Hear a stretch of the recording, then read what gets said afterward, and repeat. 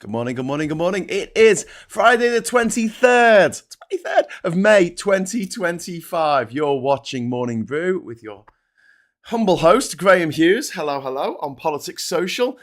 Big shout out to Martin, whose birthday it is today. Happy birthday, Martin. We've got other people in the chat. We've got Banana Brains in there. We've got John. We've got Martin. As I mentioned, we've got Plum Duff. We've got Scott and Diz. We've got Graham Haller. Not to be confused with Graham Hughes. Different Graham H. We've also got Peter Music in there. We've got Shropshire Chris, Witchy Goth, Richard Martin. Oh, Philip. Everyone's here. Sarah. Hi, Sarah. Colin's in there as well. How you all doing this morning? I've got a big day ahead of me, at least. I'm going to be here this morning, and I'm going to do the agenda at 1 o'clock with Phil, and then I'm going to pack up all this stuff, this camera that you're watching and the lights and everything, put it all in my big flight case, and I'm going to fly. Well, no, I'm not. I'm going to get the train down to Brighton. Probably be cheaper to fly. And I should be getting there at about 7:30. I'll be setting up for in the pub for a in real life episode of the Friday Night Social with Super Tansky and Mike Dix and also Josh Russell.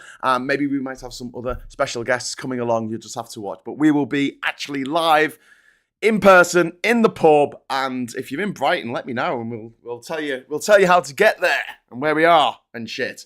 So keep an eye out for that as well. If you'd like to know more about what's happening on the channel, if you'd like to get notifications and you'd like to get a little and you'd also just like to subscribe, press the subscribe button. If you'd like to leave a message, you've got to subscribe to leave a message. This is subscribers only. So everyone on this list here is a subscriber to this channel, and that makes them extra awesome. Extra awesome. Thank you. You are the best. You're the best. All the people in the chat here, the best. Plum Duff gets an extra best. Thank you very much to Plum Duff for £20. Happy birthday, Martin. The legend Harrow. Have a good one, mate. Thank you so much, Plum Duff, for giving me money. I'll pass that on to Martin when I see him. Thank you. And happy birthday, Martin, again. And also we got Darren Christian in there with £10, just saying hello. Hello, Darren. How you doing, mate? Right. Okay. So onward. What just happened? God, every day is like, what just happened? That should be the name of the show, shouldn't it? What just happened? So, Homeland Security in America have revoked Harvard's what's called the SEVP certification, which bars them. This means they are now banned from enrolling international students, which make up 27% of the student body of Harvard. This is going to affect over 6,700 students at Harvard. Students will be forced to transfer or face deportation. The Trump administration claims that Harvard, the elite university of the world, is a hotbed of anti-Semitism and terrorism.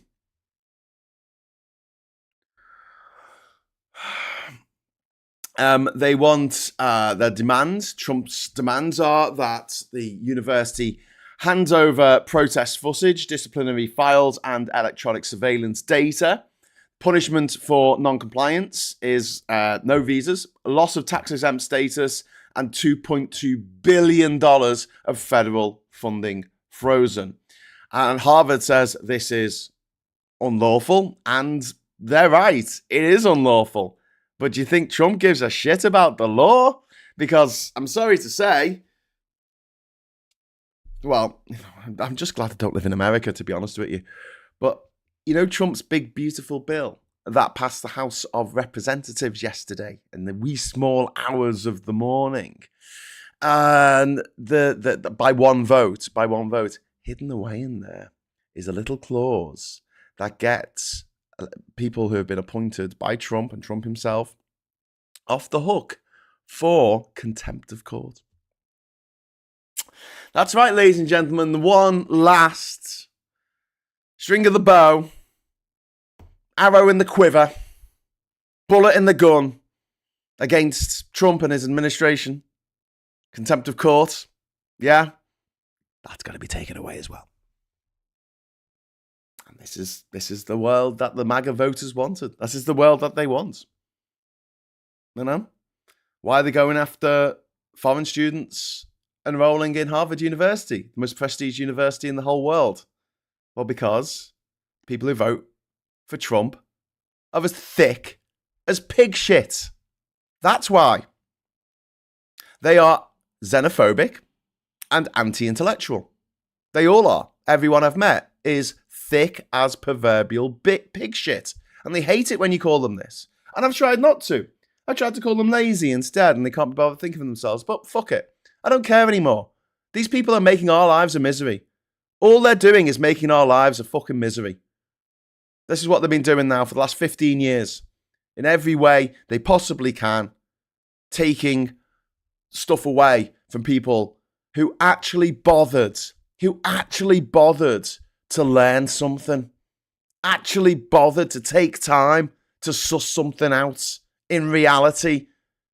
Using peer-reviewed research, gaining qualifications at university, studying subjects for years on end, actually going to the places, getting off your arse, going to the places, talking to people from that place.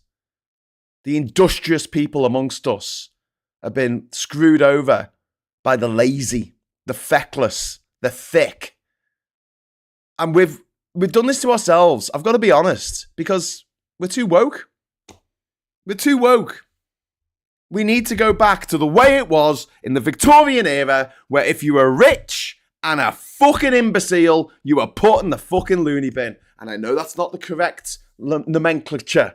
I don't give a fuck anymore. These people should be thrown in the insane asylum, not for their good, but for the good of society. And I'm not saying everyone. Obviously, if you're not rich, you're not that much of a threat. But if you are an absolute clanging dickhead, a vicious, psychopathic imbecile, no, you shouldn't be allowed anywhere near the levers of power. Because who do we end up with? Donald Trump, Matt Hancock, Liz Truss. So I'll tell you what, if you have over £1 million in assets and you're thick as pig shit, that's it. Off to the loony bin for you, mate. Because this is what happens. I'm going to tell you a little story in a little while about what happened in Cambodia in the 1970s, along the same lines. But this is the absolute prime target for the MAGA faithful. Foreigners, intellectuals. Foreigners, clever people. People who know their shit. As opposed to people who shit in their hands and clap like deranged seals. Changeling Child has joined Lone Star. Welcome. You are awesome. Welcome to the channel. Welcome as a member. If you'd like to join, like what Changeling Child has done, and get a little rose after your name, like what Maggie Pie's got there, all you need to do is press the join button and join the channel with there's about 272 people who've joined the channel at the moment, which is fantastic. So if you'd like to join them, that would be awesome. We have a little bit of a different financial model on this. I don't chase the algorithm. I don't make videos to try and get loads of people I don't know to try and watch it. I'm trying to build a community. And if you want to join the community, you're very welcome to do so. And it means we can make videos about whatever the fuck we want, and we can be as sweary and obnoxious about it, and we can be as ragey about it if we want, or we can be really sweet and beautiful if we want. This is a safe space for minorities, like trans people, who are being oppressed at the moment by our own government and by all the institutions, including the judiciary, that run this stupid fucking country. They're being oppressed by the Equalities and Human Rights Commission, for fuck's sake. So, safe space where we don't have to chase after the gobshites, you know, the people who read the Daily Mail and stuff like that. So thank you for joining the channel. It really does make a difference. Paula, thank you very much for the £5 super chat. No, Donald, you're confusing Harvard with the MAGA movement. Yes. In terms of it being a hotbed of anti-Semitism and terrorism. Indeed it is.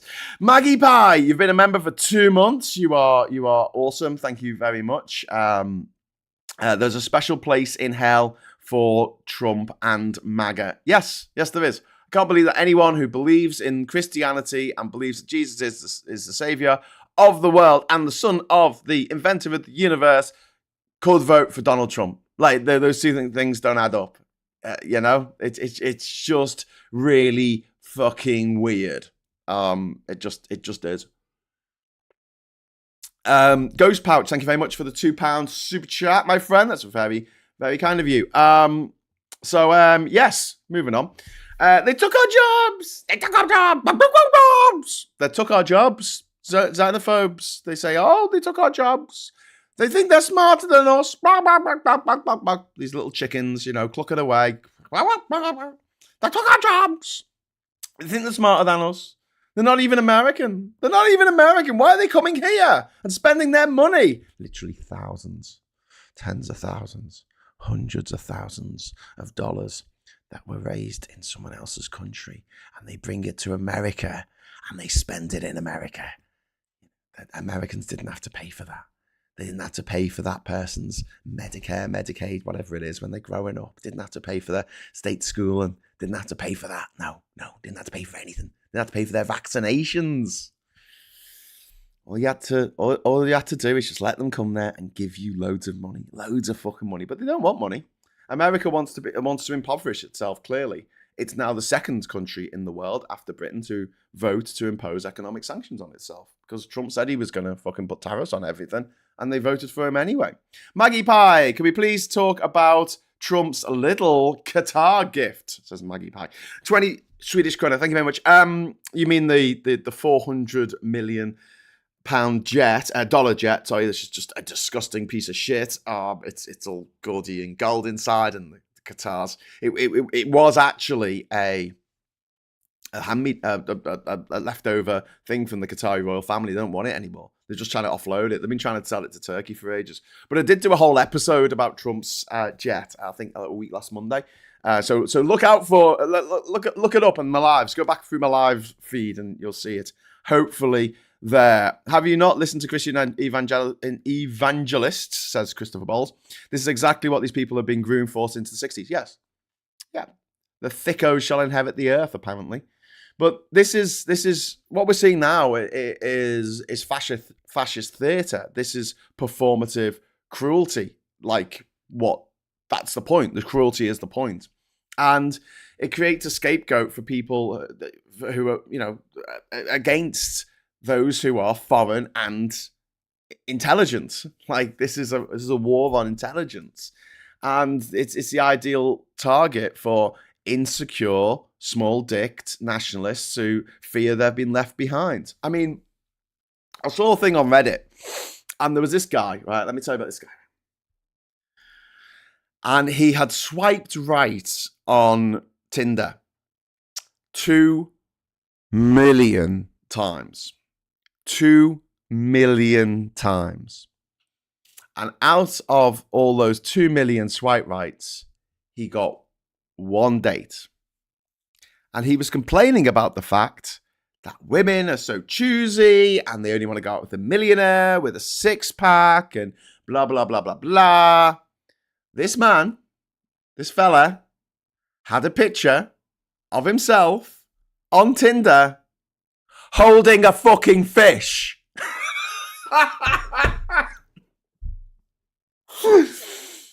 I'm not surprised you only got half a date in a million.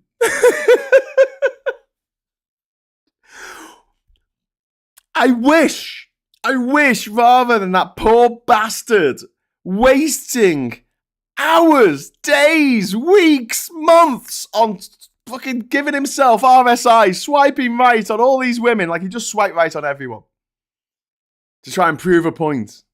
But his picture was a picture of him holding a fucking fish.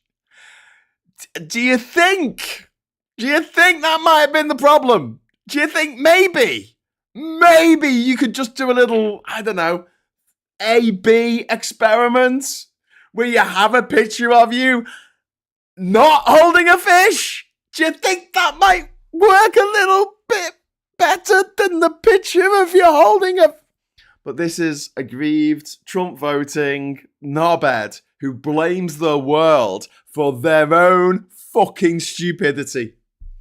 Imagine not even having a friend to say, hey, mate, get rid of the picture of you holding a fish. Yeah, and this is something, if anyone's on any dating apps, Top tip, right? Don't choose your own photos. Get a friend, preferably a friend of the opposite sex if you're going for someone of the opposite sex, same sex if you're going for the same sex. Get a friend to choose the photo that you use on your dating app, because the photo that you think looks good might not look good to everybody else. That might not be the sexy picture. Ask someone. 2 million times this poor bastard swiped right. And he's there holding the biggest fucking red flag in the world. You know, like on the border between North Korea and South Korea, they keep on putting bigger flags up with a bigger flagpole because they gotta have the biggest flag.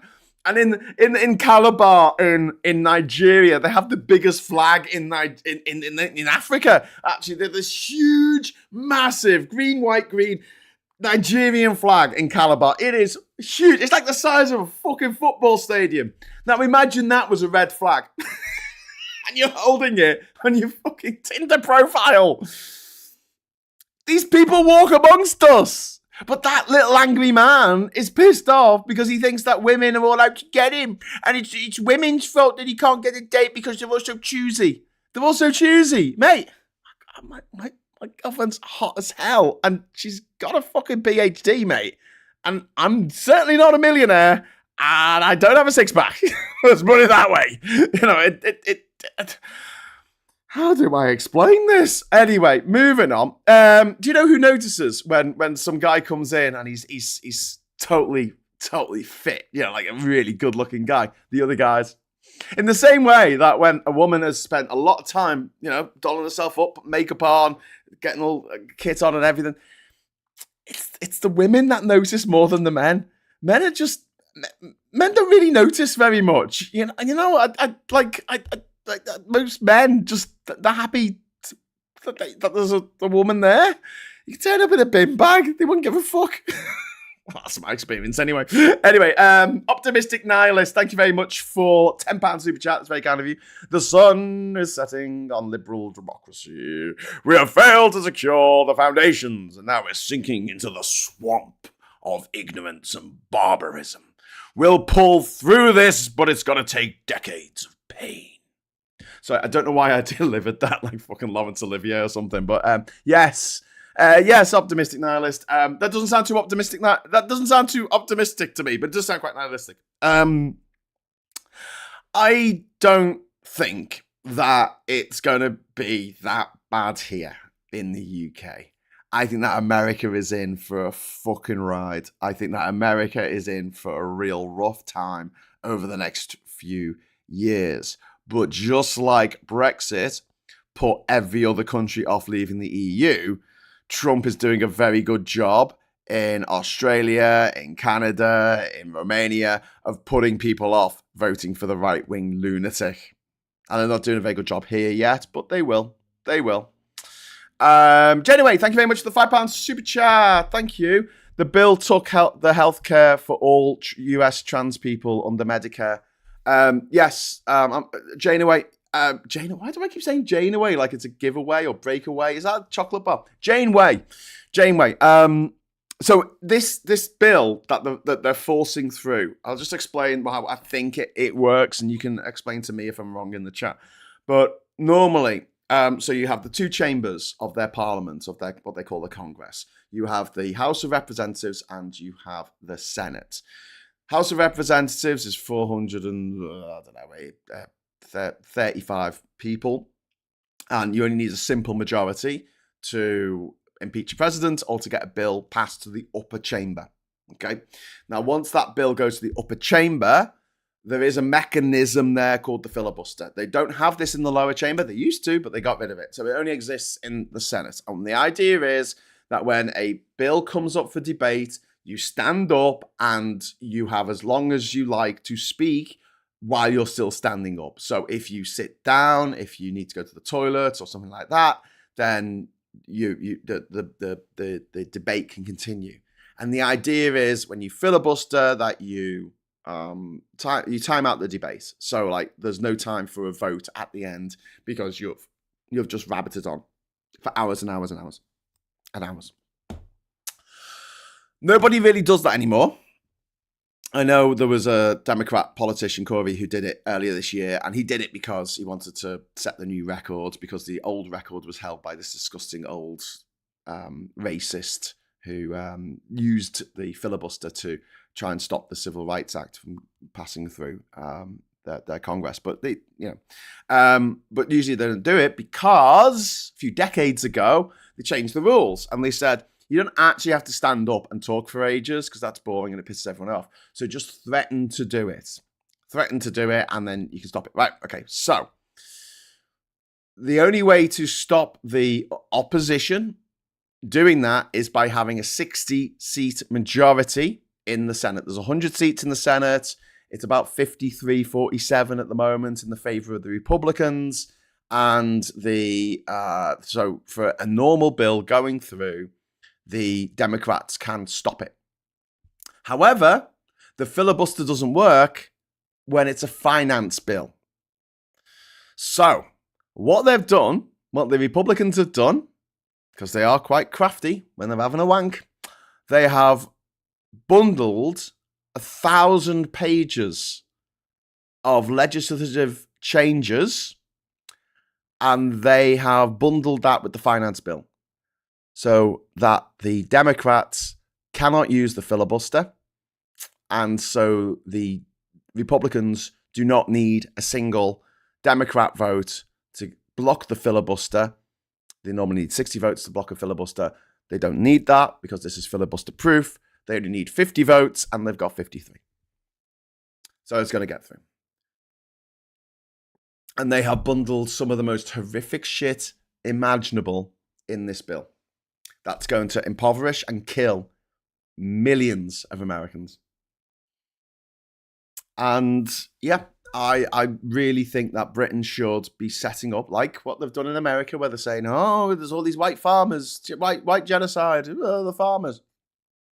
I think we should do this pretty much the same thing and encourage the brightest and the best from America. There's going to be 6,700 people having to leave Harvard as a result of all this. Get them to come here. Get them to come here. Invite them in. Fly them over. Borrow a jet off the fucking Qataris if you need to. Just get them over here. Drain that brain from America and bring them over here. That's what I say. That's what I say. But yeah, Janeway, I'm so fucking ratty about this. And the Democrats had an opportunity to cause real problems for the Republicans in March, and they decided not to do it. And now things are worse. I think they should have shut down the government in March. That was it. But they chose not to. They chose not to fight back. Maggie, thank you very much for the 50 Swedish krona. Women don't want millionaires with a six-pack. We want partners who treat us decently. I love how all the guys who can't get dates all sound toxic. Yeah, I know, Maggie. They're like running around with a massive red flag, and you're like, why would someone? What is going through? But it's this toxic masculinity of like, I deserve to have dates.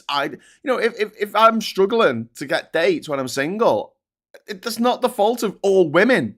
It's not the fault of feminism. And it's not the fault of society. It's my fault for not making myself attractive in a way that women want. And you're absolutely right, Maggie. Like, women don't want a millionaire with a six-pack. Otherwise, the number of millionaires with six-packs is like, what, 0.01% of the population of the world. Like, it's even smaller than that. It's like vanishingly small. And yet, you have to wait 3 years to get married in some churches because they're backed up. They have 3 or 4 weddings a Saturday, And it's like, the idea that people aren't hooking up and people are what? It's just absolutely bonkers. But what it is it's the equivalent of these teenage lads going out in the 90s to a nightclub like the Bulls or some place they play shit electronic music, which sounds like it was made by AI, but this was before AI existed. But now AI is really the threat, and you're like, but it's just going to sound the same as it did in the 90s because it just sounded like a computer decided to make some music. Give me a real band that I can go and see live. Give me a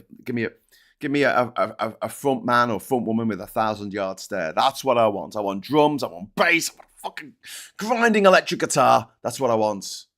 Don't want any of this beep, boop, bap, boop, boop, boop, boop, boop, boop music. Piss off. Piss off, Moby. Anyway, so these lads will go out and they'll dance all night and they'll sweat their tits off because they're probably on ecstasy, and then they'll get really upset because no girl wants to snog them, and they'll get into a fight. The end of the night, I can't get to bed, so I'm gonna start a fight. And that's the same mentality, it's just moved on to the internet. Ghost Pouch, thank you very much for the £5 super chat. Woohoo! A man with a MAGA hat walked past my house yesterday in Liverpool. What the fuck? Oh my god. These people walk amongst us. Alan says, I'm autistic. The thought of having a date scares me. Yeah, Alan, that's another thing. Like, going on a date isn't the be-all and end-all. And there are better ways, other ways of meeting people online, which don't require you to go out for a fucking meal. Like, when I was dating, I ended up sacking off the whole meal thing. I'll just meet them in a pub. Because then if, it wasn't going very well, you could just fuck off, couldn't you? You just go, I'm bored of this. Piss off. And it's an easy out, isn't it? You don't have to wait for dessert. But also, like, just having discussions with people on like Discord and things like that, or social sort of social media, like Twitter isn't great for this, but Instagram, people have nice conversations in the DMs, danger mouses in Instagram. So there's other ways of doing it now, which I think are more neurodiverse friendly than they were in the past. Because I can imagine as someone, if someone's autistic, and like the idea of going out to a nightclub or a bar with dead loud fucking music and having to scream at people to get their attention, I can see why people will find that a bit much. But that absolutely, and I think people that need to have like realistic expectations. You can't expect someone to go, look at that guy holding a fish. Fucking a fish. Sorry, this is going to make me laugh forever. I feel really sorry for the guy just because it's like the equivalent of someone going on X Factor or Britain's Got Talent and they can't sing. And like nobody's told them they can't sing. I could never imagine doing something so cruel to a mate of mine. Just making an absolute fucking tit of themselves on national TV. But what can you do? I mean, they're just absolutely convinced they can sing, and they come up and they're like, Aah! And like, the judge is like, oh my God. And then, obviously that gets clipped, doesn't it, for the show, because, oh my God, look at this hilarious person. Everyone's laughing at them, and nobody told them. Nobody just said, mate, I don't know if this is the right platform for you, or just something, be nice. You don't have to be horrible. You don't have to say, oh my God, you're so fucking deaf. What the hell is that coming out of your mouth? Which, I appreciate when people are straight with me. As I mentioned, my partner's deaf and she knows I can't sing. So I'm going to just take it as read as I can't fucking sing. So I'm not even going to bother trying. Especially not with an audience. I'll sing in the shower. Pete's music. Tomatoes are awesome. In any form. Thank you for that, Pete. I'm single and dating is horrible. Most dates are like a job interview, says Pygmalion. Yeah. It is. It's not the best system, I don't think. Have we come up with a better way of doing this? Yeah, I don't know. It's dating isn't that much fun, I've got to say. Even as someone who's like, relatively successful at the old dating stuff, it's not fun, especially for a prolonged period. It can be fun for the first little while, but then I completely get that. Like a job interview. But like a job interview, top tip, you're on a date, you're in a job interview, both of them, never say anything negative. Don't say anything negative about yourself. Don't say anything negative about your friends or family members. Don't say anything negative about what's happening in the world, politics-wise, or anything like that. Just stay positive. Just be like, hey, yeah, woo.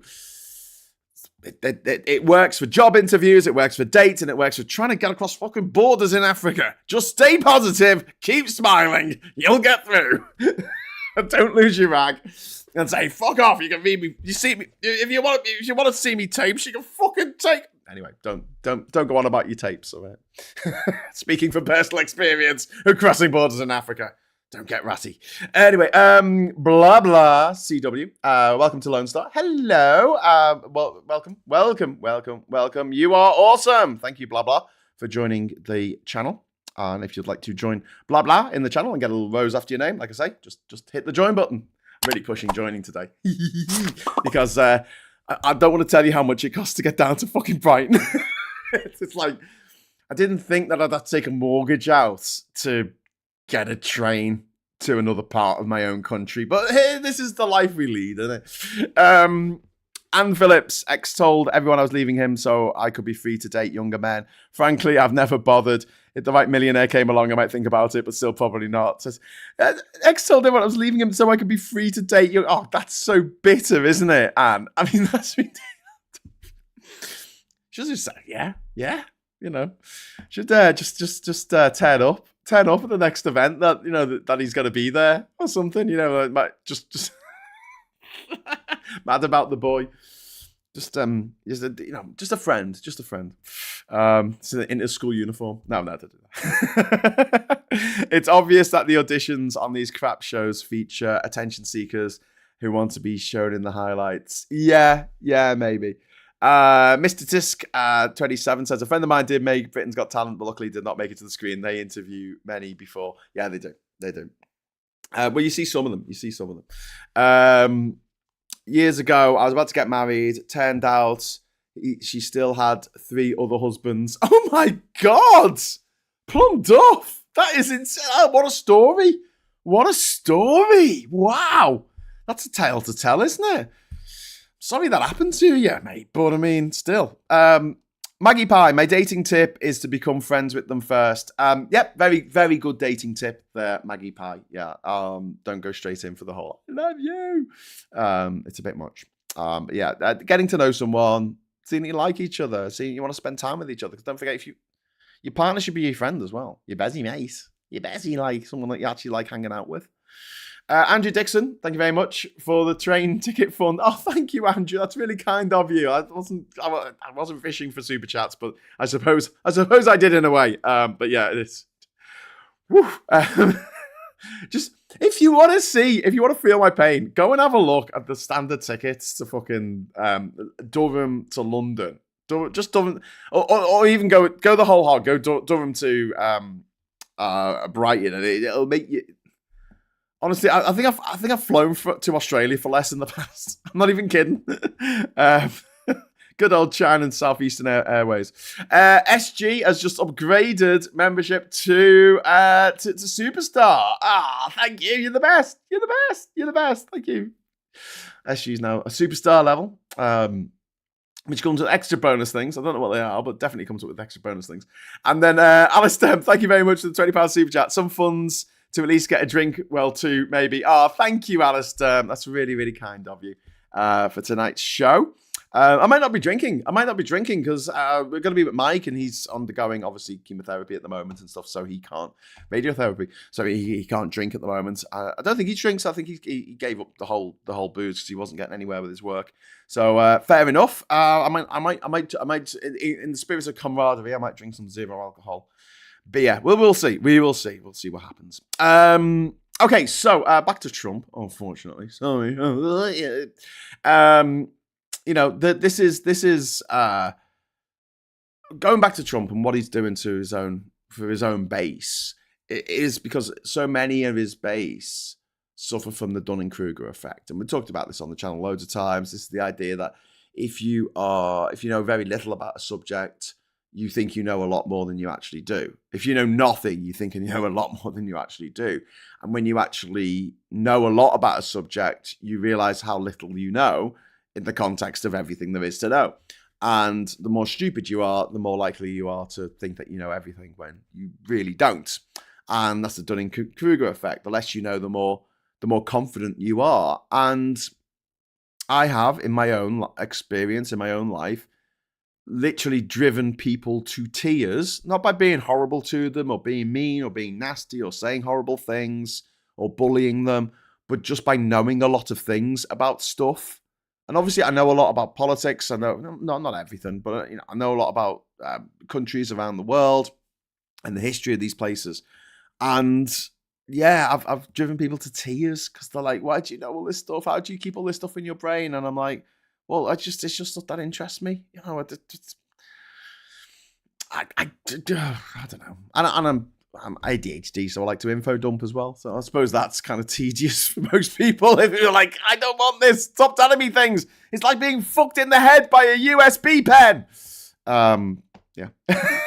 I'm not saying that's something that someone literally said to me once, but it might have been. But yes, this rage that wells up in people, it comes from being challenged by reality, their worldview being challenged. They like their worldview that's been carefully curated by Peter Thiel and Elon Musk and Rupert Murdoch and the Barclay brother and Lord Rothermere and all these little billionaire bastards who are doing their best to manipulate as many people as they can through their vile propaganda, which does have an effect. It has an effect. People believe it. And, these people, they don't want facts. They want vibes. They want feelings. It doesn't matter. Your facts are no match for my feelings. And they want to be spoon-fed patriotic nonsense. And they don't want to deal with uncomfortable truths. James O'Brien's got a good line on this where he says that there's always a queue for the ghost train, but not the speak your weight machine, which is true. And anti-expertism is nothing new, but it's now a formal policy of the White House in America. And yeah, I've seen it firsthand. The anger, the panic, the resentment when somebody realizes you know something that they don't. And this is the mad thing, like, if I say to someone, especially when it came to Brexit, right? So my go-to argument when I was talking to Brexiters was I'd ask them questions. I'd use the Socratic method, just keep asking them questions. I'd say, who do you want to trade with? And once we're outside the EU and like the rest of the world, I said, can you be a bit more specific about that? Specific. And they'll say, oh, well, America. And I'll say, well, America's a lot bigger than us. So do you think we'll get the best end of a trade deal with America, or do you think we'll get the shitty end of a trade deal with America? They're a lot richer than us. They're a lot bigger than us in terms of population. So who else do you want to trade with? Who else do you want to get a deal with? And they'll say Australia, and which I'll say, what's the population of Australia? And they wouldn't know. And I'll say it's around 25 million, as it was back then. And they'll be like, what? And I'll show them. And I'll say, look, that's like less than half the population of England. We're not going to do much trade with them. Oh, well, what about New Zealand then? Oh, what's the population in New Zealand? It's about 4.7 million people. It's even smaller than Australia. And it's on the other side of the world. Who else? Japan, we've already got a trade deal with them. And then there's kind of like silence. And I'm like, look, here's the facts. There are 200 countries in the world, and 150 of them are relatively poor. That's it. And of the 50 countries that are not relatively poor, 40 of them are in Europe. It's literally like so many are in Europe. So why would we want to walk away from that? And when I point this out to people, and I wasn't being horrible, I wasn't calling them names, I wasn't calling them thick or ignorant or whatever, they would get visibly infuriated with me for pointing out the facts. And the reason why I had these facts at hand is I'd fucking been to these places. It wasn't like I just read about it on the internet or watched a fucking YouTube video. I got off my arse and I actually went to Zimbabwe. I went to fucking Papua New Guinea. I did go to these places. I saw what they were like. I met people from there. I've still got friends from there. And for someone else to come along and go, well, I've read this in the Daily Mail and it must be true. And I'm going, well, it's not because of my experience. And here you go, here's the facts. And the rage, the absolute fucking rage that comes from that it's kind of scary. It's kind of scary. But Trump is definitely, absolutely tapping in to that exact fear, rage mentality by targeting foreign students at the elite university of elite universities. This is not a mistake. This is not a bug. This is a feature. Sarah Davis, thank you so much for the £2 super chat. Oh, Sarah, thank you. You didn't need to drop that in, but thank you so much. Sorry, it's not much tight budget. Honestly, every little helps. Honestly, thank you so much. And I really appreciate it when, even if it's a little, I really appreciate it. So thank you. And just so you know, like, if I have like my most successful video on here, has probably only made £2 in advertising revenue. That's how shitty the advertising revenue is on YouTube if you're not chasing the algorithm, if you're not trying to keep the algorithm happy all the time, which I'm not. I couldn't give a fuck about the algorithm. Chris C, thank you very much for the £2 super chat. A small contribution for the drink fund. Thank you. So I'll combine that with Sarah Davis's and I can get a drink. Thank you. Francis, thank you very much for the £5 super chat. Sunderland being in the playoff final won't help the price of a ticket. Thanks very much for that, Francis. Oh, I see. That might be it. Is that this weekend? I'm guessing. Joanna, £300 for a return ticket. That is nuts. Yes, it is, Joanna. Yes, it is. Yes, it is. Yes, but thank you, Joanna, because obviously I can get that. So thank you. Really appreciate it. Anne Phillips, thank you very much for the £5 super chat. If the company is good, you can be merry on a lemonade. Yeah, absolutely. And I like drinking non-alcoholic beers because if it's trying to drink Coke for the whole night, I just get that, when you get like that horrible sort of fluffy stuff on your teeth. Is that a horrible way of putting it? When you feel like really claggy in your mouth because you've been drinking so much sugar. I get that, and it's just, and I get like acid reflux now in my old age from drinking something with citric acid in or whatever, like orange juice or Coca-Cola or whatever. And to be honest with you, with beer, you can just keep drinking it. But I'm sure when you're drinking zero alcohol lager or Guinness, zero alcohol Guinness is very good, actually. I think there's a placebo effect in which you kind of go, oh, well, everyone else is a little bit tipsy. I guess I'm tipsy too. And your brain starts thinking you're tipsy when you're not. But yeah, absolutely, that is the case. By the way, John, I didn't. It is going to cost me, I think, over £100 to get there today. But on the way back, it's not going to cost me that much because I'm going to Liverpool, and there's cheap tickets from London Midland Railway or something. There's like cheap tickets from Euston to Liverpool. So I luckily, I'm not going back to Durham. So it's not quite that much, but yeah, it is a lot. It's so much to get around this country.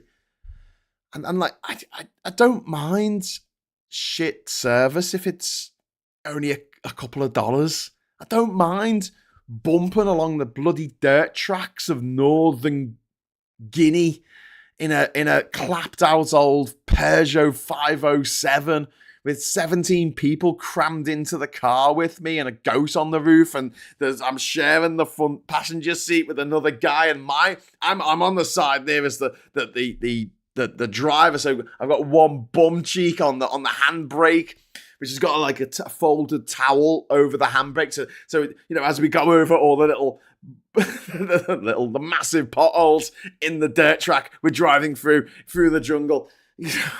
I don't mind the fact that this journey that was supposed to take 12 hours actually ended up taking about 36 hours, and I had to spend 2 nights sleeping in this fucking car. I don't mind that because the journey only cost me a couple of quid. Like, it's fine. It's fine. If you're going to have a shitty service, make it really cheap. One thing I will not tolerate is a shitty service that is fucking expensive. That is when I draw the line. No way. Why? What even is happening right now? And I often talk about like how I wouldn't make a very good politician. I like to shoot from the hip, and I don't like to, toe the party line and read things like a fucking. I swear too much as well. Like a rabbit in headlights reading off the auto cue, like Angela Rayner and Keir Starmer. Yes, this is a very good, and Rachel Reeves. This is a very good thing for the UK, and Labour are fighting. I can't. But if there was one role that I would fucking love, is Secretary of State for Transportation. Oh, I would ace that. I would ace that role. Your transportation would be so good. It would be so good. I promise you. You wouldn't have to get into a tatty old Peugeot 507. But we would have an equivalent of that, and you could get to London for a couple of quid. Yes, it takes 7 days, but you can do it for a couple of quid. Perfect. That's what I want. That's what I want. Veg Pie, thank you very much for the £5 super chat. My rose has fallen off because the membership I was generously gifted hath come to an end. Shall I stop with Patreon and swap to here? Can't afford both. No, stay on Patreon. Stay on Patreon. Veg Pie, it's fine. You're good over there. You're good over there. You can sign up through Patreon, and also you can also give through PayPal if you want to just give direct through PayPal and put it from friends and family. And then you don't have to pay any fees at all. Obviously, anything coming through here, Google takes a slice. But then again, anything going through Patreon takes a slice as well. So if you want to do it absolutely 100% fee free, look up Graham David Hughes, all one word, on PayPal, and you'll find me. Alistair, thank you so much. 5 Politics Social gift memberships. Thank you. This is great. I'm hardly talking about what I'm supposed to be talking about, am I? Because I'm too busy thanking everyone for being awesome. But thank you, Alistair. You are the best. The Thomas Counter is now a member. Jim Speak is now a member. Mike W is now a member. Gilio is now a member. And also David Conibeer. You're now members. Welcome, new members to the channel. You're now officially channeled. You've joined. If you'd like to join them on the channel, just press the join button. I really like the fact, I always say give a like on the way out, but like I like the fact we had like 9 likes before I even started. It's like 10 minutes before the start. I was like, I could do a really shit show, and people have already liked it. I suppose you can unlike once you can de-like, can't you? Is that a word now? De-like? You can de-like. You can unlike, because unlike's different, isn't it? De-like. You can. Anyway, great. This was shit. Taking my thumb away. I'm taking my thumb and I'm going home with it. But yes. Anyway, so we'll talk about Trump. So let's talk about anti-intellectualism throughout history. And there's 3 main sort of periods of history where anti-intellectualism has been allowed to run to its natural, gruesome conclusion. The one that sticks in people's heads more than anything else is Pol Pot and the Khmer Rouge in the second half of the 1970s. In Cambodia, the killing fields, over 2 million people were killed.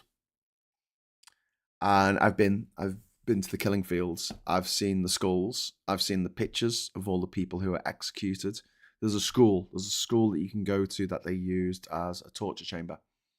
And who did they kill? Well, they started killing teachers. And then they killed students.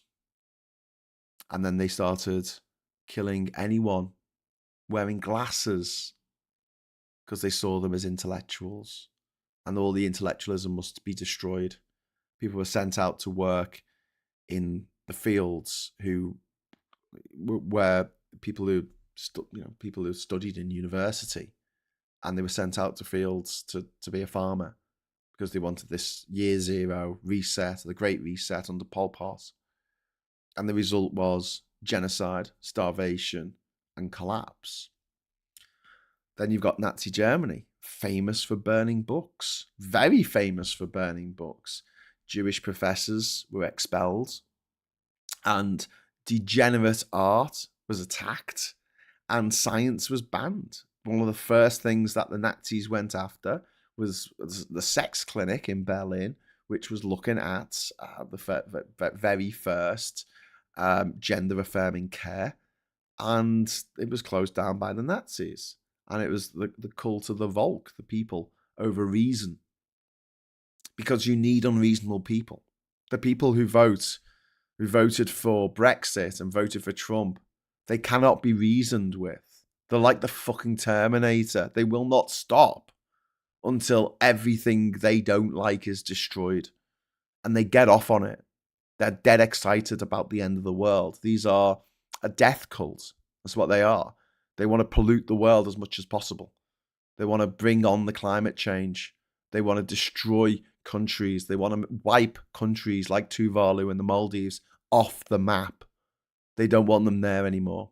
Half of Bangladesh is below sea level. Hull is below sea level. So, sucks for Hull.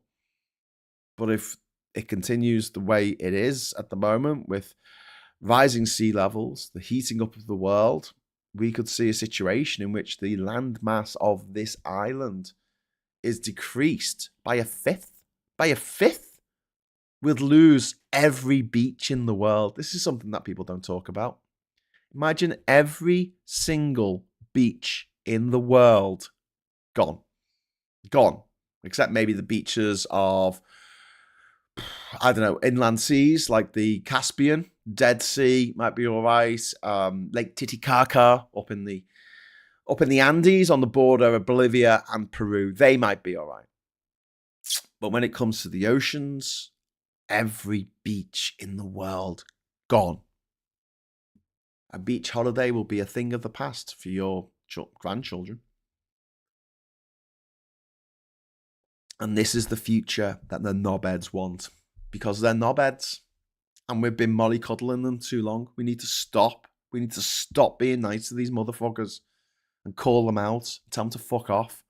How dare they? How dare they shrink our horizons and the horizons of our children? How fucking dare they take the right to travel and work and live around our own continent away from our kids? Not from the rich kids. The rich kids still fucking have it. The rich idiots still have that. My God. That's who we should have a war against, the idiot rich. Yuri has been a member for 18 months. 18 months of seeing Graham's wonderful beard and hat. Oh, thank you. You're the best. Thank you, Yuri. That's very kind of you. I do need a shave. I've got whiskers growing out my cheeks. So I'm as soon as this finishes, right, I'm going to run upstairs. I'm going to have a shave. I've got some more woodwork to do in the back garden because I didn't quite get finished last night and it got dark and I was cutting wood in the dark, which is never a good idea because you can't see the pencil lines. I've got a bit more work to do, and then I've got to get all my clothes and everything ready. I've got my 2 backpacks down there to take with me down to Brighton because I've got to take all my gear, all my kit so we can do the show. I've got to take my microphone. This has got to go. This weighs a ton. So I've got a big flight case. So I'm going to take my flight case down. I'll try not to leave it on the train. But get that down to Brighton, do the show later. So yeah, and then I'll do the 1 o'clock show, and then I'll take everything down and go. So yeah, I've got lots to do. Shave, pack, get going. And we've also got a super chat that came in. We've got 2 actually. We've got one from Yuri. Didn't they sing Groove is in the Heart? Oh, you made the joke. Thank you. I should have made that joke. Groove is in the Heart. 18 months of Graham hat and beard. Happy Friday all. Oh, thank you, Yuri. Thank you. You've had 18 months. I've had, 30 years. No, it can't be that long. Can it? No. I got my first hat in 2002. My first Cuba. That was in 2002. I got it from Alice Springs in the middle of Australia. No fucking around. None of this, Chinese kind of version of an Australian hat. This was the real thing. This is the real deal, my friends. So yeah, the beard and the hat's been a long time coming. Stephanie, thank you very much for the £10 super chat, drink fund contribution. Hi all, have a great day. You have a great day as well, Stephanie. That's really kind of you. Thank you so much. And Veg Pie, I'm still talking, so you get some more beer money. Way! Thank you very much, Veg Pie. That's very kind of you. Thank you so much. Okay, finally, to go on the sort of the anti-intellectualism of dictators, Pol Pot, Hitler, and then Stalin. So, Lysenkoism. This is a fake science that was promoted under Stalin by state ideology. Real scientists were jailed or executed. And famine and death occurred due to anti-scientific policy. There was a feeling that, you could prove anything with facts. You can prove anything with, experimentation. And they fell into this trap of wishful thinking, like magical thinking, which is what idiots do quite a lot. They think, oh, well, if you just want something to happen, it'll happen.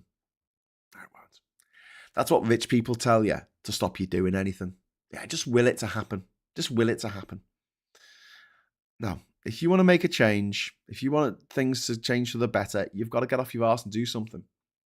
I often think about that famous story from the 1970s about a woman who was brutally attacked in America and murdered in front of dozens of eyewitnesses, and none of them called the police because they all assumed that somebody else would.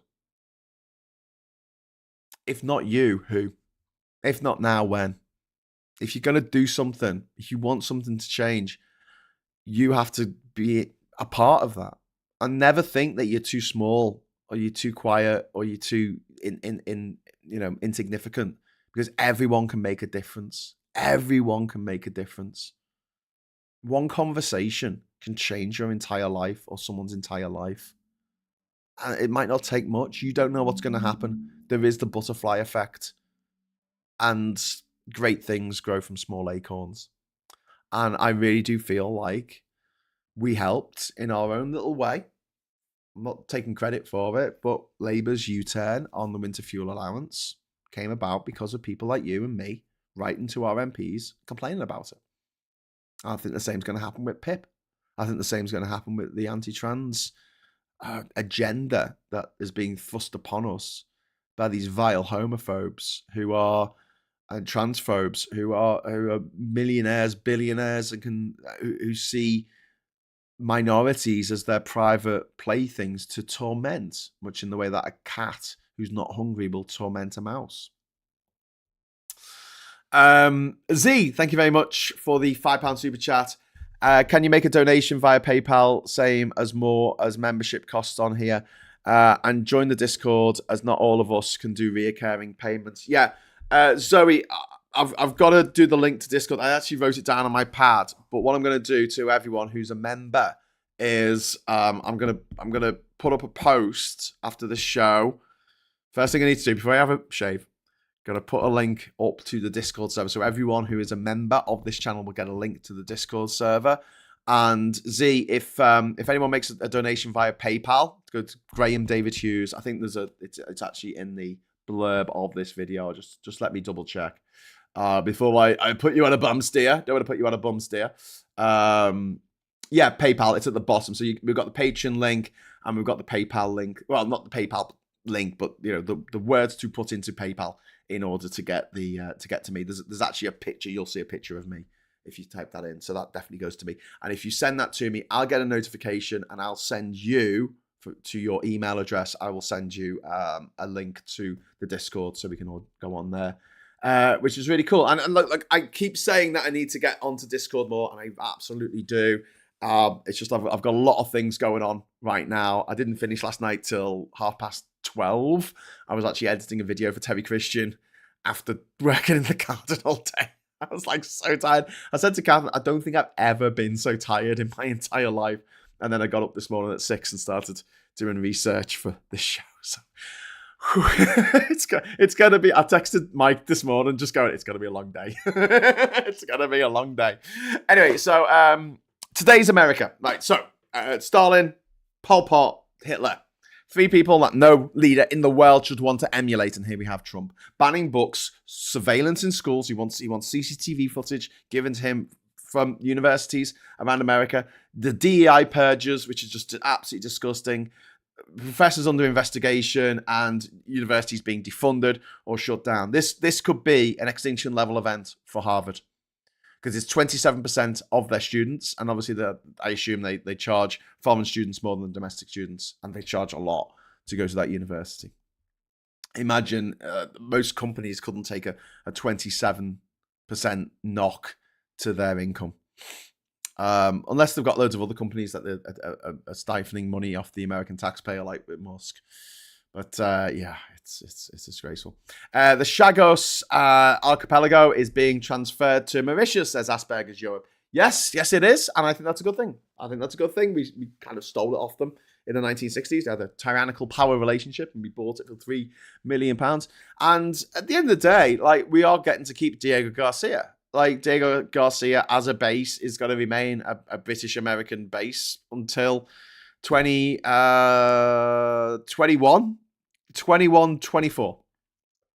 So there you go.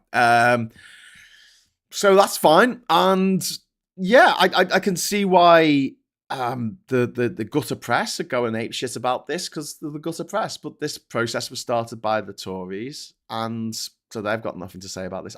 I've seen a few things in the last few days, right, of Tories just getting absolutely mullered by an interviewer. There was one who was talking about, it was Robert Genovic, sorry, and he was talking about prisons in the UK, and he was talking to who's that heap of flesh and sawdust? What's his name? Nick Ferrari. He was talking to Nick Ferrari, and he was talking about prison places. And Nick Ferrari said to him, "Is it true? Is it true that you only created 400 new prison places in the whole 14 years that you were in power?" And Genovic was trying to squeeze out of it and go, "Oh, well, that's not the case." He said, "Well, the first thing we need to do is get rid of all the foreign people in our jails." And Nick Ferrari's like, "Why didn't you do that?"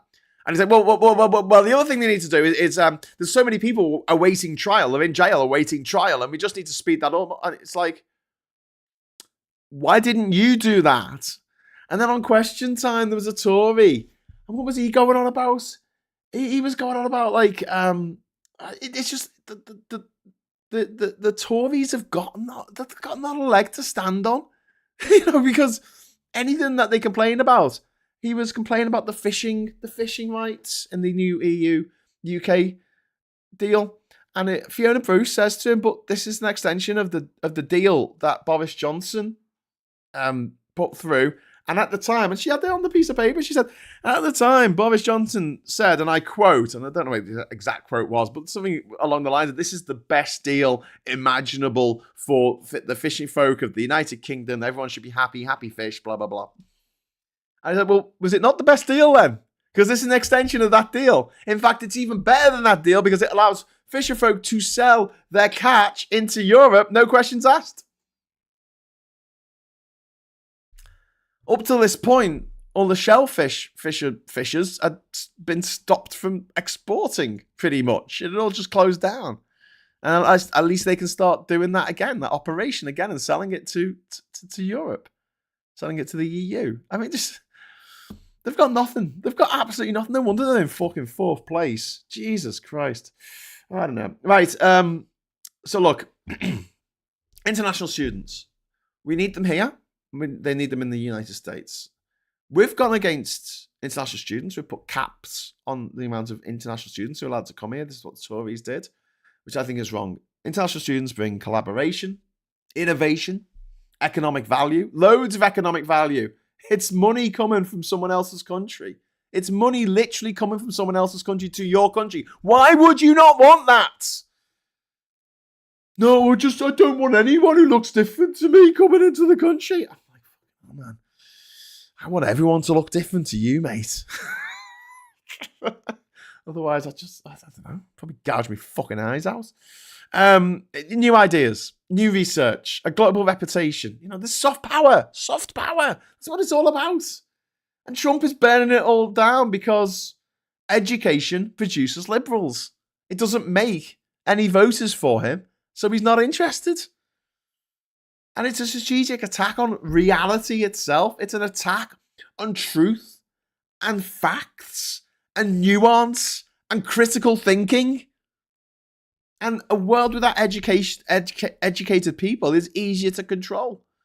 A world without foreigners is easier to lie to. A country where nobody understands how fascism works is ripe for fascism. It is no coincidence that the vast majority of the people who were massacred in Tiananmen Square in 1989 were students. The Prague Spring, students. So what can we do? We can stand with students. We can speak out against the war on knowledge. We can support independent media. This is more important now than ever. And we can do our own research. And I don't mean watch a fucking YouTube video. I mean actually take the time out. You've got Wikipedia. Look into this stuff. Look into when it's happened before. Look at the consequences. Go down that rabbit hole. But don't be taken in by the right-wing bullshit that's out there. There's so much bullshit. So much bullshit. But stay dangerous. How do you stay dangerous? You stay informed. You stay informed. So please do that because, the They're not just coming for foreigners. They're not just coming for the clever ones. They're coming for reality itself. They want to warp your reality and change the way that you interact with reality. That is their goal. So you are a subservient, brain-dead serf underneath the tyrannical power of the billionaires who feed you nonsense and tell you to like it. And I suppose after a while, you do see five lights because of the drip, drip, drip of the torture, of the bullshit, of the poison that they've been pushing on us for so long. If you ever asked what the fucking hell was happening with these with the way that Brexit was going ahead, if you ever tried to make an argument with someone, you know that they created their own reality, a reality that just wasn't what actually happened. And you met people, I'm sure you've met, I met people, I'm sure you met people who like parroted stuff that was just made up as a joke by Boris Johnson when he was the European correspondent for the Telegraph. Do you remember? He made up that stuff about smaller condom sizes. He made up that stuff about bendy bananas. He made up that shit. And he thought it was funny to make it up. And people took it seriously because it warped their view of reality. And our lived experience, it is difficult because I often talk about how our concept of the rest of the world is skewed by a few things. One of which is the news. We only hear about bad things happening around the world. Nothing particularly bad happened today in Paraguay is never going to be a big news story. And also because Europe is so unusual compared with the rest of the world. The fact that you can just freely roam around the whole continent, no questions asked, no border control. Once you're in Schengen, it's all open. You can drive for an hour and you can be in another country with another culture, another language, another cuisine, another type of beer. You know what I mean? The rest of the world's not quite like that. It's difficult to get over borders and becoming even more difficult thanks to knobheads like Nigel Farage and Boris Johnson and Donald Trump, who are obsessed with this idea that we've got to keep the borders, we've got to stop the borders, we've got to stop these bad people coming in. But the calls coming from inside the house, the bad people are already here. And all you're doing by going after foreign students, intellectuals, trans people, you're just emboldening the bad people who are already here. You're worried about bad people coming from other countries? Mate, they are the vanishing minority of bad people in this country. And by bad people, I mean people who mean you harm. The vast majority of migrants just want to get on with their life, keep their head down. They commit less crime. They give more to the government purse than you or I, if you're from this country. The call is coming from inside the house. Don't let anyone convince you otherwise. I'm going to quickly, very, very quickly, because I do have to go, because I've got lots to do today. Ellie's asking Badgers, is there an inside joke here? Yeah, before we get into the papers, thank you, you're the best.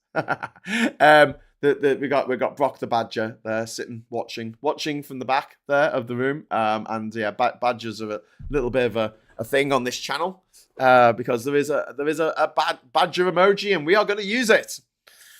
Anyway, right, okay, so the iPaper, MI6 chief, Miliband's net zero plan is UK national security threat. All right, this is Richard Dearlove. Richard Dearlove. Okay, Dearlove. Okay, Mr. Dearlove. If you say so, should we have a look? Richard Dearlove. Right, so this is MI6. Richard Dearlove, born 1945. Let's see what school he went to. He went to Monkton Combe School. Monkton Combe School, a private school, obviously. And then he went to the Kent School in Kent. Oh, well, there you go. That's nice, isn't it? Private school mafia. Richard Dearlove. He was head of MI6. Oh, that's interesting. A role known informally as C. From 1999 to the 6th of May 2004. He was head of MI6 during the invasion of Iraq. So there you go. Hooray for the internet. Hooray for Wikipedia. Just quickly looked up to see if this guy has anything intelligent to say about anything. No, Richard Dearlove. Go fuck yourself forever because you were head of MI6 when that dodgy dossier that said that Saddam Hussein had weapons of mass destruction when he had no weapons of mass destruction. You were the one who said, yeah, definitely go invade that country. Go and fight an unwinnable war, an unpopular and unwinnable war. Yeah, let's do it. Woo, that'll show them. You fucking dickhead. So if you're telling me that net zero is a threat to national security in the UK, I'm going to just think the opposite. I'm going to think you're so full of shit. You can go, F yourself to D. I'm not having it. Not having it, mate. Not having it. Not having it. Sit down, shut up, go away.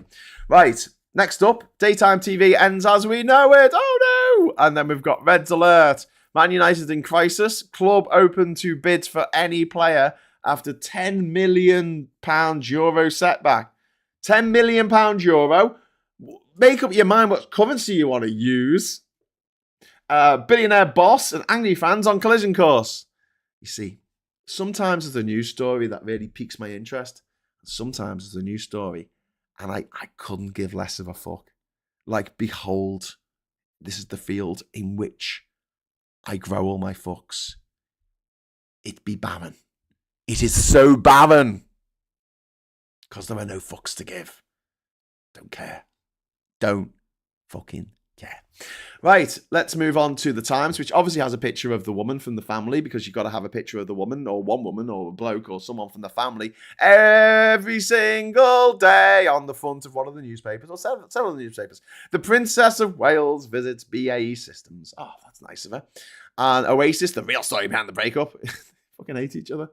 See, Noel Gallagher's a bit of a tit, and Liam is a lot of a tit. But I always like that quote that Noel Gallagher once said about his little brother. And he said, he's just so angry all the time. He's like a man with a fork in a world of soup. Very good turn of phrase. Right, anyway, dogs in the manger. Pets to take the place of children.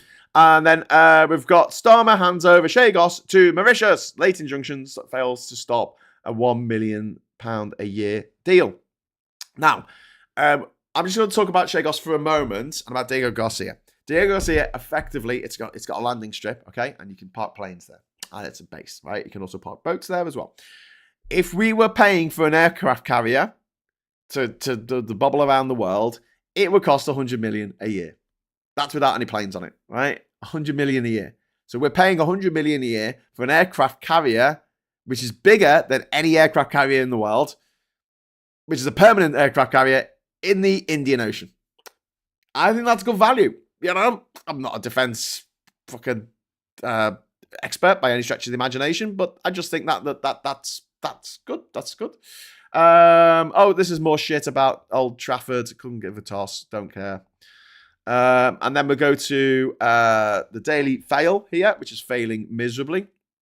We have a picture of Ana de Armas, who is the second most beautiful woman in the world, after my Catherine. She's starring in the new film Ballerina from the world of John Wick, which is set between John Wick 3 and 4, I think. And it features Keanu Reeves. It's not the last you've seen of him. Anyway, she is she's been Knives Out, and she's in Blade Runner 2049, and she was in the latest Bond film. What was it called? Bond Dies. Oh God, spoilers. Bond Die Another Day. No Time to Die. That was it. No Time to Diamonds Are Forever. And she played a Cuban assassin. And there's this amazing scene where Bond and Ana de Armas was we're shooting people and fighting and jumping around the place, doing cartwheels, and then they'll stop to have a drink, and then they'll start fighting some more. And I was like, I want that. I want Anna de Armas to play to do a spin-off of James Bond where she plays sexy Cuban Bond, sexy Cuban female Bond. Please make it happen. Make it happen. Anyway, so I'll shut up about Anna de Armas now.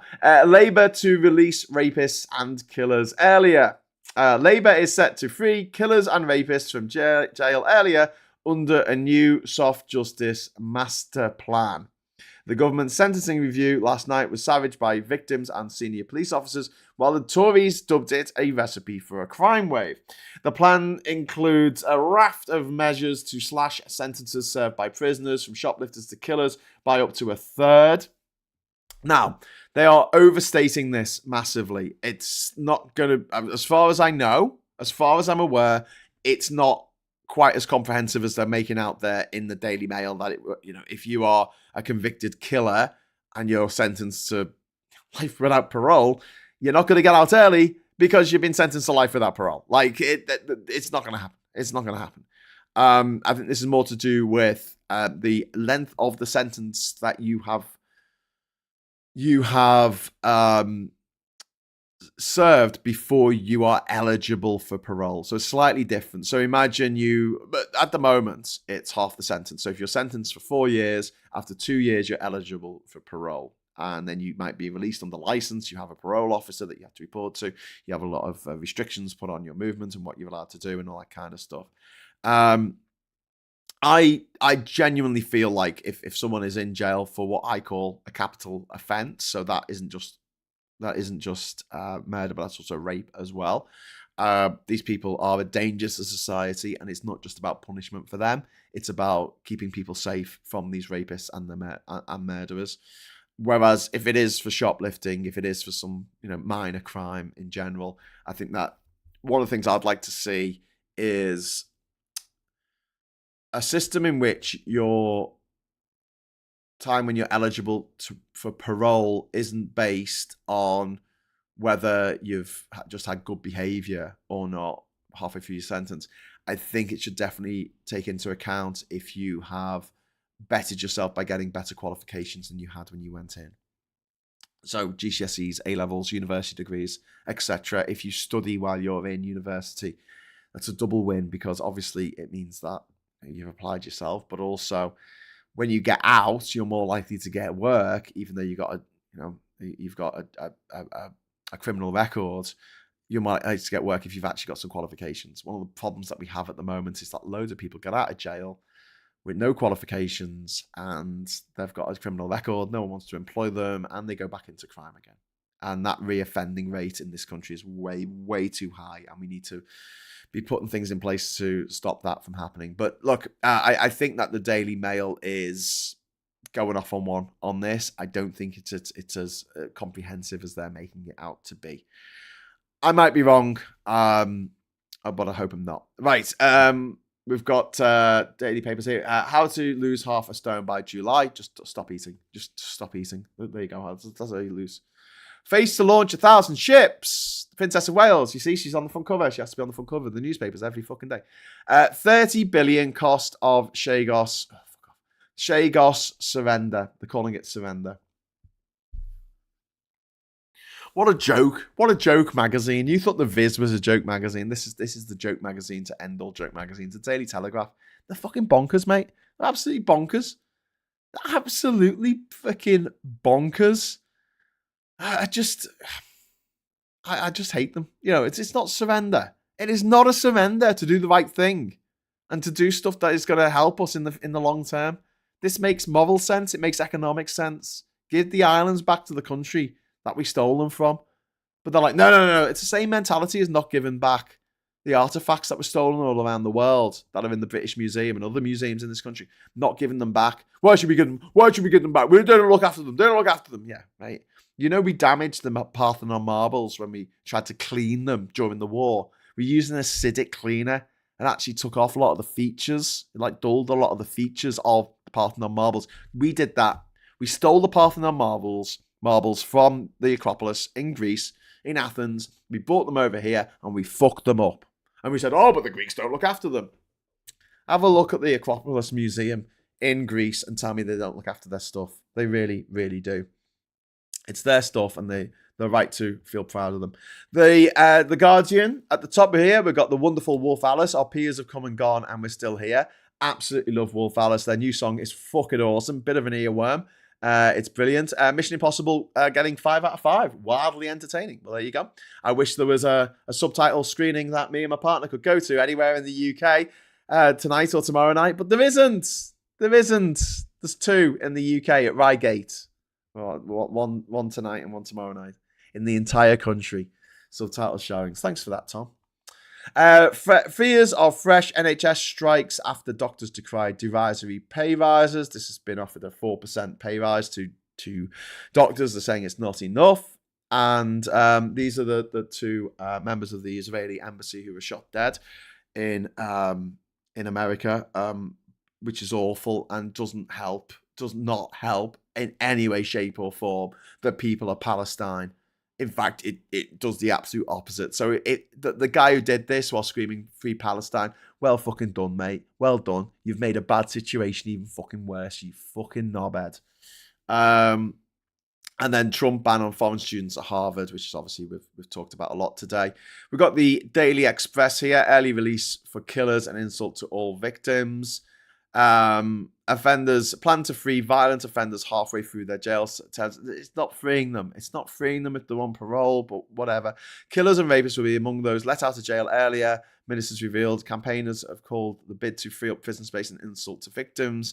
A review headed by sentencing czar David Gork wants criminals sent down for more than 4 years to be released after half of their jail terms. It's not released. It's not the same thing. But also, picture of the woman from the house and the family at number 42, because we need a picture of them, because we're absolutely fucking obsessed.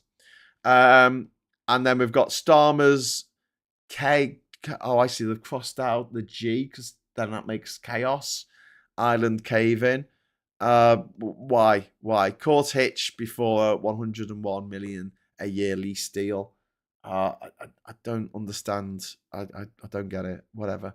And then Financial Times here. Israel mourns the couple that were gunned down in Washington by a fucking idiot.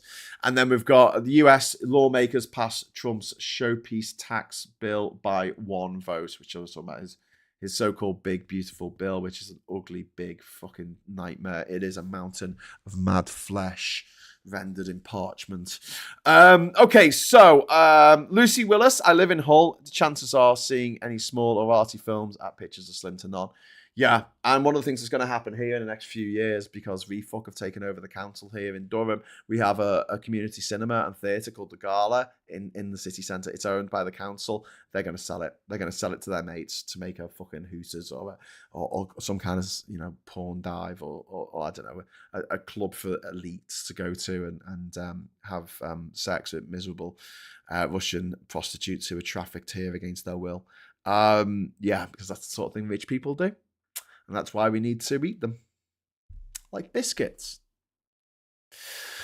Anyway, anyone remember the Tories' probation service reforms? Another greyling catastrophe. Oh my God, that is a man who just failed sideways all his life.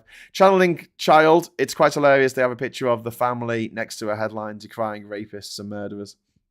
Well, they were talking about bringing in mandatory chemical castration. Which I'm warmer than you might imagine to that idea. As long as Prince William is one of them.